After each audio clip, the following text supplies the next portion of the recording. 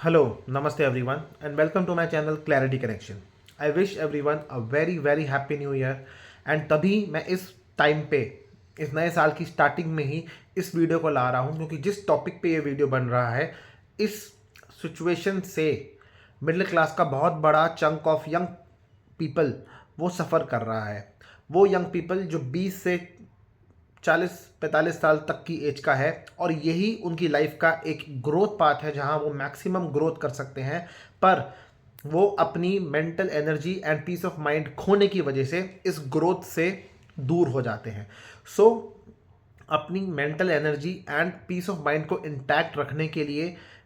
ये वीडियो को आप लास्ट तक ज़रूर देखो। इसमें मैं आपको एक सॉल्यूशन दूंगा इस टाइप की सिचुएशन से नेविगेट करके बाहर आने का। ये सॉल्यूशन आज की डेट में मिडिल क्लास की जो ये यंग पॉपुलेशन है वो जानते ज़रूर हैं, पर इसको वो ऑप्ट नहीं करते ईगो प्रॉब्लम की वजह से, एंड इसको गलत नज़रिए से देखते हैं। वो इस चीज़ को एक कॉम्प्रोमाइज़ की तरह देखते हैं, दैट्स वाई वो इसको ऑप्ट नहीं करते। सो इस सॉल्यूशन के बारे में बताऊंगा, तो इस वीडियो को लास्ट तक ज़रूर देखना। चैनल पे नए आए हो तो अभी चैनल को सब्सक्राइब कर लो, वीडियो को अभी लाइक कर दो। अब बहुत ज़्यादा बार इस टाइप की सिचुएशन से मिडिल क्लास का जो यंग पॉपुलेशन है वो गुजरता है, और वो सिचुएशन ये होती है कि कोई भी आर्ग्यूमेंट हो जाने पे उसी को सॉरी बोलना पड़ेगा, या कोई भी आर्ग्यूमेंट का कसूरवार उसी को माना जाएगा, और उसी को आर्ग्यूमेंट हो जाने के बाद बातचीत दोबारा रिज्यूम करने की भी रिस्पॉन्सिबिलिटी उसी की होगी। सामने वाली पार्टी कभी भी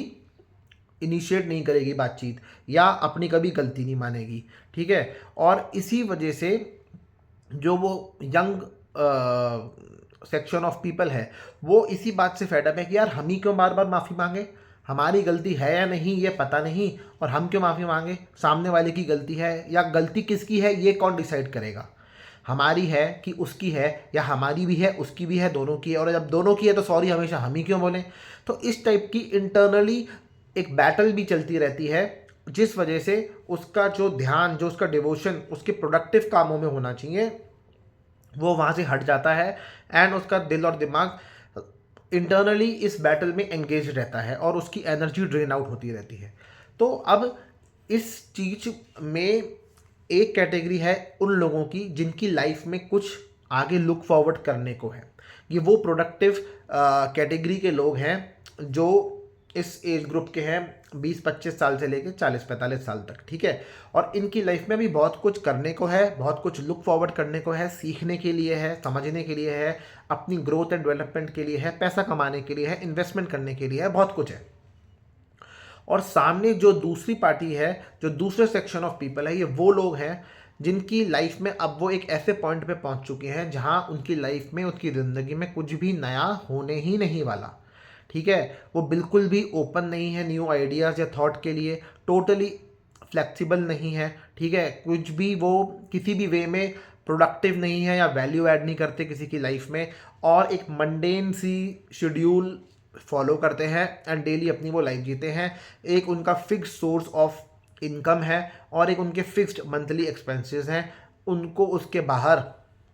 कुछ नहीं दिखता। उनको उनका एक वो कंफर्ट जोन है जिसके बाहर उनको ना कुछ दिखता है, ना उनको जाने की कोई इच्छा है। इसमें हमारे पेरेंट्स जो अबव 60 ईयर्स के हैं वो आते हैं, और बेसिकली जो हमारे जो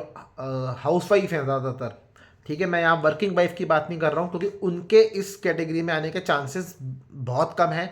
ज़्यादातर क्योंकि वाइफ हाउस वाइफ हैं, और हाउस वाइफ के ज़्यादा चांस हैं इस टाइप की कैटेगरी में आने के। और ये मैं इसलिए कह रहा हूँ, मेरा ऑब्जेक्टिव यहाँ पे फीमेल्स को क्रिटिसाइज़ करने का या हाउस वाइफ को क्रिटिसाइज़ करने का नहीं है। मेरा यहाँ पे ये मानना है कि जो हाउस वाइफ हैं वो डेली एक सेट पैटर्न में ऑपरेट करती हैं, एक बहुत ही कंट्रोल्ड एनवायरनमेंट में ऑपरेट करती हैं, जहाँ पर उनके पास सारे कामों के लिए कोई ना कोई हेल्पिंग हैंड है, कुक है, झाड़ू पोछा वाला है, और या बर्तन वाली है, लॉन्ड्री वाला है, प्रेस वाला है, सब कुछ है उनके पास, ठीक है। और एक उनका कंट्रोल्ड एनवायरनमेंट है जहाँ पे चीज़ें ज़्यादा फ्लक्चुएट हो ही नहीं सकती, ज़्यादा एक्सट्रीम पॉइंट पे जा ही नहीं सकती। ऑन द अदर हैंड एक उसका हस्बैंड है जो डेली डेली का डेली उसको एक ट्रैफिक जैम से भरे हुए कम्यूट को क्रॉस करते हुए अपनी वर्क प्लेस पे जाना है या अपने बिजनेस पे जाना है। वहाँ पे उसको एक पर्टिकुलर स्टैंडर्ड के हिसाब से परफॉर्मेंस डिलीवर करनी है। क्योंकि अगर उसकी परफॉर्मेंस में कुछ भी शॉर्टफॉल आया तो वो डायरेक्टली इम्पैक्ट करेगा उसकी मनी अर्निंग कैपेबिलिटी को, और अगर उसकी मनी अर्निंग कैपेबिलिटी इम्पैक्ट हो गई ना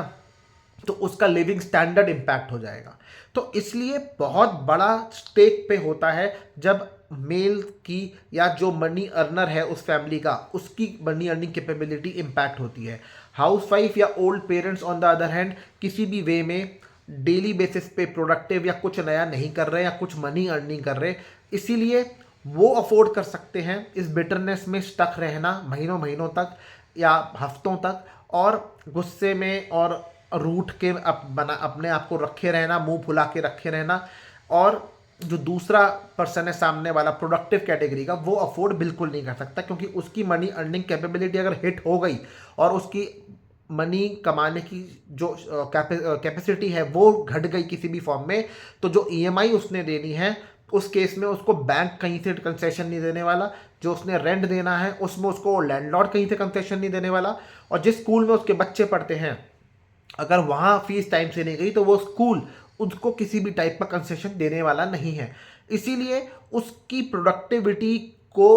प्रोटेक्ट करना बहुत ज़रूरी है, नहीं तो स्टेक पे उसकी संग रहने वाली फैमिली की ही एग्जिस्टेंस हो जाती है। और जो ओल्ड पर्सन है या जो हाउसवाइफ है उनके क्योंकि प्रोडक्टिविटी में उनका इतना कंट्रीब्यूशन होता नहीं है, इसलिए उनकी पैसे अर्न करने की कैपेबिलिटी होए ना होए, इम्पैक्ट होए, उससे कोई भी उनके लिविंग स्टैंडर्ड या फैमिली की एग्जिस्टेंस पे कोई भी इम्पैक्ट आता नहीं। इसीलिए जो वो पर्सन है जो जॉब कर रहा है, रोज़ काम पे जा रहा है, बिजनेस कर रहा है, नौकरी कर रहा है, अपनी प्रमोशन के बारे में सोच रहा है, या कोई यंग एडल्ट है जो ये सोच रहा है कि मुझे कौन सा कोर्स लेना है, मेरी ग्रोथ के बारे में क्या आगे मैं करूं, या मैं कौन सा आगे इंटर्नशिप कर सकता हूँ, या आज मुझे कौन सी मूवी देखनी है, कौन सी बुक पढ़नी है, वो कोई भी जो एक डेली बेसिस पे अपनी लाइफ में कुछ लुक फॉरवर्ड करने को जिसके पास है, उसके लिए यही रास्ता है कि say sorry and accept the situation, accept the relationship as it is, क्योंकि उस रिलेशनशिप से एग्जिट लेने का उसके पास कोई भी एग्जिट डोर नहीं है। अगर एग्जिट डोर होता उस रिलेशनशिप से एग्जिट लेने का तो ऐसी सिचुएशन आने पे हर इंसान एग्जिट ले लेता, पर यहाँ पे भी वही इंसान एग्जिट ले सकता है जिसके पास करेज हो। भले ही करेज हो पर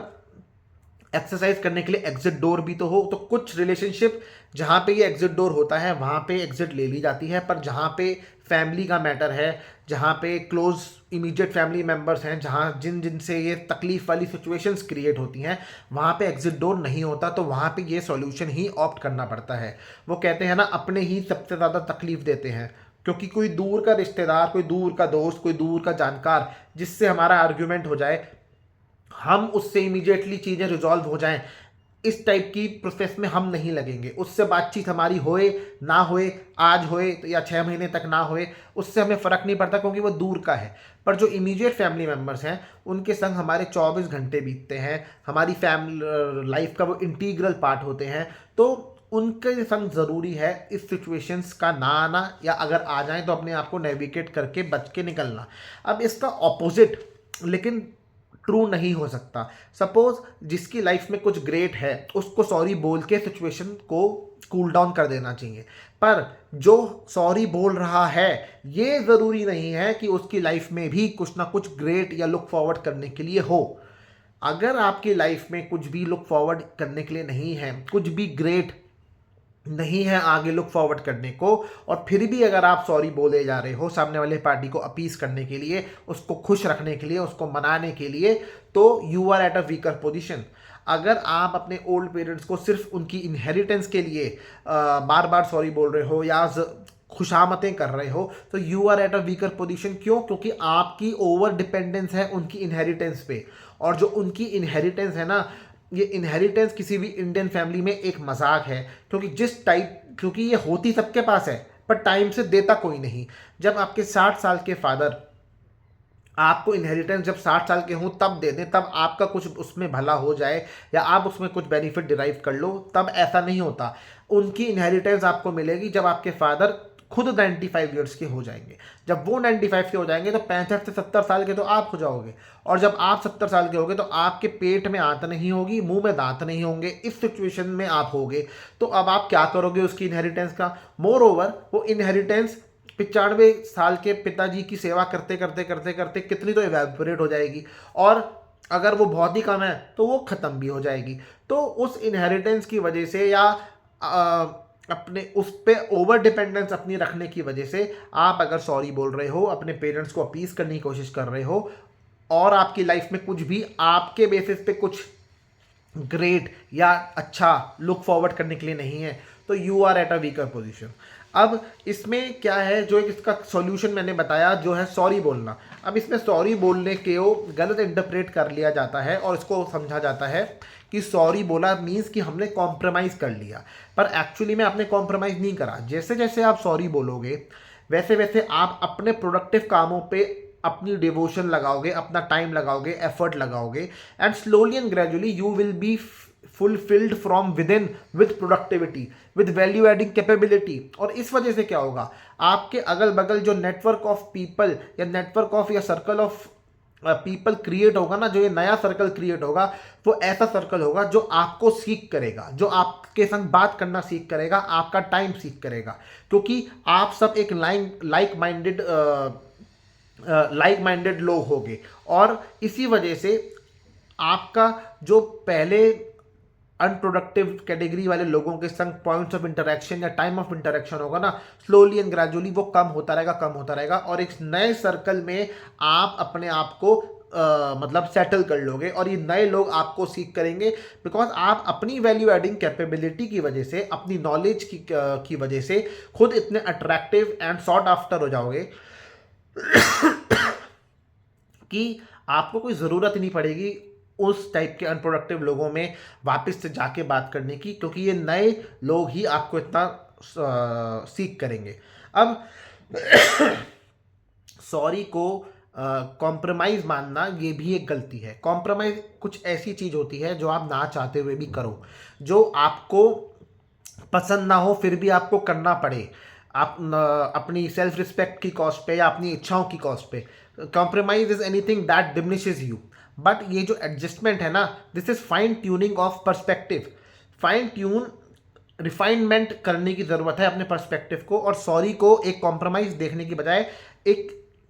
इसको एक as a form of emotional intelligence देखो, जिसको आप यूज़ कर रहे हो इन दोज रिलेशनशिप जहाँ पे एग्जिट डोर है ही नहीं।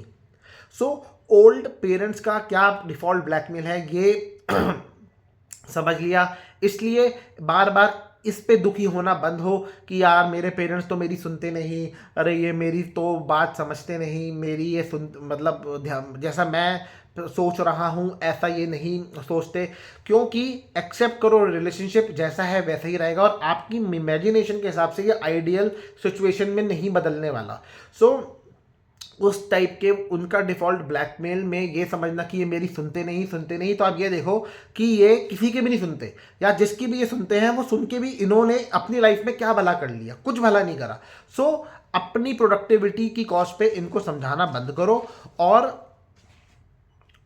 अपना टाइम वेस्ट करना बंद करो। अब इसमें क्या है, इनका टाइम क्योंकि कीमती नहीं है जितना आपका कीमती, क्योंकि इनको आगे कुछ नहीं करना, आपको करना है। सो अपने टाइम की कॉस्ट समझो, अपने टाइम की वैल्यू समझो। अब जिस भी रिलेशनशिप में ऐसे दो टाइप के लोग इकट्ठे हो जाते हैं ना, जो दोनों ही प्रोडक्टिव हैं, दोनों के पास ही कुछ लुक फॉरवर्ड करने को है, वहाँ पे ये सॉरी बोलने में इतना टाइम नहीं लगता, वहाँ झट से सॉरी बोल दी जाती है, क्योंकि दोनों के पास एक कॉमन ग्राउंड ऑफ इंटरेक्शन है, दोनों के पास एक कॉमन ऑब्जेक्टिव है जो दोनों को परस्यू करना है। दोनों जैसे दो सिबलिंग्स हो गए, अब दोनों के पास आगे कुछ करने का एक कॉमन ऑब्जेक्टिव है, इसलिए दोनों ही एक दूसरे को चल सॉरी यार, चल कोई नहीं गलती हो गई, अब आगे से देखेंगे, चल अब तूने उसके बारे में क्या बात सोची, अरे हमने वो इन्वेस्टमेंट का सोचा था, चल उसका एप्लीकेशन प्रोसेस समझ के आते हैं, या हमने वो प्रॉपर्टी देखी थी तो चल उसके बारे में आगे बात करने चलते हैं, मतलब अपने लिए कुछ लेना है तो चल उसको देखने चलते हैं। तो एक कॉमन ऑब्जेक्टिव होता है जिस वजह से वो दोनों ज़्यादा टाइम के लिए अलग अलग रह ही नहीं सकते, एक कॉमन ग्राउंड होता है। पर यहाँ पे जिन रिलेशनशिप में दो ऐसे लोग मिल जाएं जो टोटली अनप्रोडक्टिव हैं, किसी को किसी से कुछ नहीं सुनना, ना कुछ सीखना, ना कुछ अपनी ही लाइफ में लुक फॉरवर्ड करने को है। टोटली वो अपने ही एटीट्यूड में रहेंगे, तो वो क्या एक दूसरे का क्या भला करेंगे, या एक दूसरे से बात करना को रिज्यूम करने में क्यों इंटरेस्ट लेंगे। वो रूठे ही रहेंगे, एक दूसरे से मुंह फुला के ही बैठे रहेंगे। सो ऐसे ही टाइप का जो कॉम्बिनेशन है ये वर्स्ट कॉम्बिनेशन है, और जो दो प्रोडक्टिव लोगों का कॉम्बिनेशन है ये एक बेस्ट कॉम्बिनेशन है, क्योंकि दोनों के पास कुछ सीखने कुछ करने के लिए आगे एक कॉमन ऑब्जेक्टिव होगा। तो यहाँ पे हो क्या रहा है, हमारी फैमिलीज में जो लोग who are of some use to everyone, उनके लिए ये राय है कि भाई से सॉरी, कि सॉरी मम्मी, सॉरी पापा, सॉरी वाइफ, सॉरी ये, चलो छोड़ो आगे बढ़ो, अब ये देखते हैं, अब वो सोचते हैं, अब ये है वो है, और हटो उस सिचुएशन से और अपने आप की एनर्जी और प्रोडक्टिविटी को प्रिजर्व करो और इंटैक्ट रखो, प्रोटेक्ट करके रखो। नहीं तो ये एनर्जी सक्कर्स जो हैं ये they will suck the energy your productivity, and इससे होगा क्या, आपकी जो आपकी लाइफ का ये ग्रोथ पाथ है ना, आप मिस कर जाओगे इसमें कई सारी growth opportunities, learning opportunities, money earning opportunities, जो एक्चुअली में आपको मिस नहीं करनी चाहिए थी। सो ये इस वीडियो को बनाने का पर्पस था। टोटल मैसेज है इस वीडियो से कि इस टाइप के सॉल्यूशन को आप ऑप्ट करें जब आप इस टाइप की सिचुएशन में फंसे हों, ताकि आपके आने वाला अब जो समय है उस समय में आपकी एनर्जी का लॉस ना हो, आपकी प्रोडक्टिविटी का लॉस ना हो। तो कैसा लगा आपको ये वीडियो, प्लीज़ कमेंट बॉक्स में फीडबैक ज़रूर देना, और अगर इससे रिलेटेड आपकी लाइफ का कुछ एक्सपीरियंस है तो उस एक्सपीरियंस को ज़रूर शेयर करना। देखिए क्या है कि इस वीडियो का एम है आपको लॉन्ग टर्म में सुकून देना। वो सुकून तभी आएगा जब आपकी एनर्जी, आपकी प्रोडक्टिविटी आप वेस्ट होने से बचाओगे। इन टाइप के जो लोग होते हैं जिनके पास कुछ भी नया करने को, या जिनकी लाइफ एक ऐसे पॉइंट पे है जिनको कुछ भी नया करने की ज़रूरत नहीं है, वो क्यों इंटरेस्ट लेंगे उसकी लाइफ की सिचुएशन को डिटेल में या सीरियस होके समझने का, जिसकी लाइफ में कुछ करने को है, क्योंकि लाइफ पोजीशन दोनों की अब टोटली डिफरेंट हो गई है। ठीक है, तो इस वजह से उस बैटल में अपने आप को फंसाए रखना बंद करो कि मैं क्यों सॉरी बोलूँ, मैं क्यों सॉरी बोलूँ। सॉरी ही एक आपका स्ट्रैटेजी है टू सेव योर सेल्फ। ठीक है, to save yourself from getting stuck in bitterness, anger and frustration. ठीक है, तो कैसा लगा ये आपको वीडियो, आई होप इससे आपको मदद मिलेगी, एंड इससे आप अपने लेसन्स लेके अपनी लाइफ में इम्प्लीमेंट ज़रूर करोगे। सो कमेंट बॉक्स में फीडबैक देना, लाइक एंड शेयर करना वीडियो को, एंड चैनल को ज़रूर सब्सक्राइब करना। Thank you so much.